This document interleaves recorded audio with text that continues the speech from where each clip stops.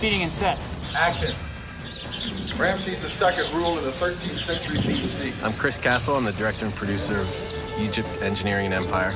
And here today we're shooting a stand-up segment with Peter Weller, our host, at Abu Simbel, which is right behind me. And it's the temple of Ramses II, which was built in about 1250 BC. Peter's gonna give us the open to Act 9, which introduces Ramses the Great and Abu Simbel, and talks about how this is sort of the pinnacle of both Egyptian art and Egyptian engineering. It's the most magnificent engineering feat of the most magnificent pharaoh in Egyptian history. So it's a great way for us to go out. Then we're gonna shoot a second segment here, which is sort of the close, where Peter wraps up and tells us what happened to the Egyptians after Ramses, and it's not so pretty. He talks about how they were conquered, and then in the end, how Egypt's monuments were sort of resurrected in our day. Now they really, once again, proclaim the glory of that lost civilization. At this point, the Egyptians had been cutting stone for 1,500 years, and they had it down to an absolute science. It's been a whirlwind shoot. We've been shooting for 7 days, about 12 hours a day, traveling all over Egypt, seeing these astounding things with permits to get into places that most people aren't even allowed to get into. Many times archaeologists aren't even allowed to get into. For instance, we went 300 feet down into the Step Pyramid, which is arguably one of the older pyramids in Egypt. We worked with Peter Weller first on Rome Engineering and Empire, which aired last year, and he is now a PhD candidate with UCLA working toward his doctorate in art history. And he already has an MA from Syracuse. Peter's very passionate about not only Rome, but about ancient history in general. Depictions of ancient Egypt have abounded on television. So how is the History Channel's Egypt Engineering and Empire any different? The storyline is what really makes the show different from others. Our focus on engineering has led us to shoot all the monuments in ways that I have never seen before on any other show. We've spent a lot more time and energy trying to make those things look great, with cranes, jibs, dollies, all sorts of camera movement. Different kind of look than you've ever seen before. Egypt Engineering and Empire is going to be different from most of the other programs that I've seen on Egypt in several ways. The program is obviously engineering, but it's not only engineering a pyramid, it's engineering a lot of other structures, many of which don't get the attention they deserve.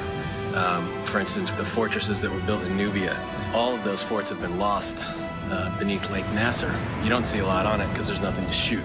But with the help of computer graphics and with recreations, we're going to bring them back to life in a way that people haven't seen. Another way it's going to be different. Our recreation style is a whole different technique. We're spending a lot of time in very close shots, so you get to feel like you're really here with the Egyptians, not so far removed from them that you're just looking at some culture that you can't relate to at all. We're hoping to make these characters feel real to the people who are sitting at home watching. To smooth out the process of shooting in Egypt, one needs to hire a fixer. Who is he and what does he do?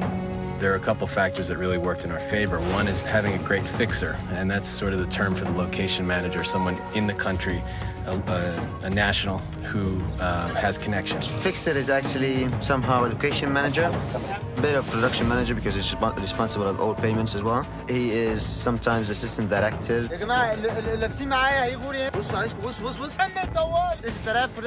So he fixes everything. Some shouting. Yeah, I do some shouting. I like shouting. I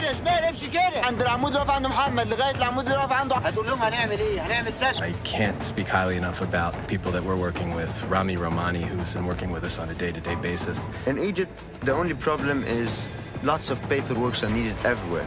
We're a very bureaucratic country. They know every aspect and they know who to call. No matter what you need, they seem to be able to get it. And they're really well organized. So they've saved us a ton of headaches and actually made this trip very manageable.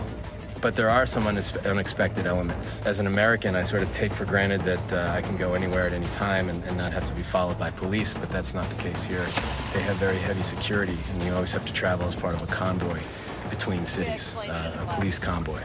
So there's definitely a security element that I didn't expect, but actually that made me feel more comfortable, and we felt protected. And never at any time have I felt like I've been in danger, and I've found that the Egyptian people are nothing but welcoming and hospitable, so I really don't have any complaints. I'm very pleasantly surprised with how well everything has gone and how smoothly it's gone.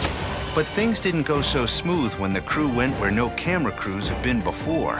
Inside the legendary Step Pyramid, where a labyrinth of dangerous tunnels stretched downwards. When the filmmakers found themselves in a tight spot supported by only a broken 2x4, things got scary.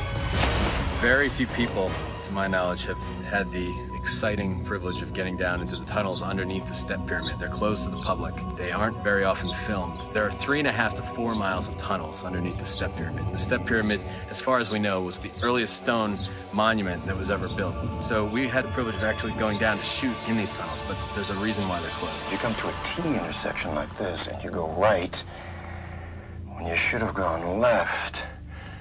You're lost. That was a hard day for me. I mean, I'm responsible on the crew, responsible on the safety. Then we go deeply into the Step Pyramid, a little deeper than we should have. We finally came to a place that we weren't supposed to be. I was finishing paperwork outside. I came down to them to find them in the most dangerous spot in the whole tunnel.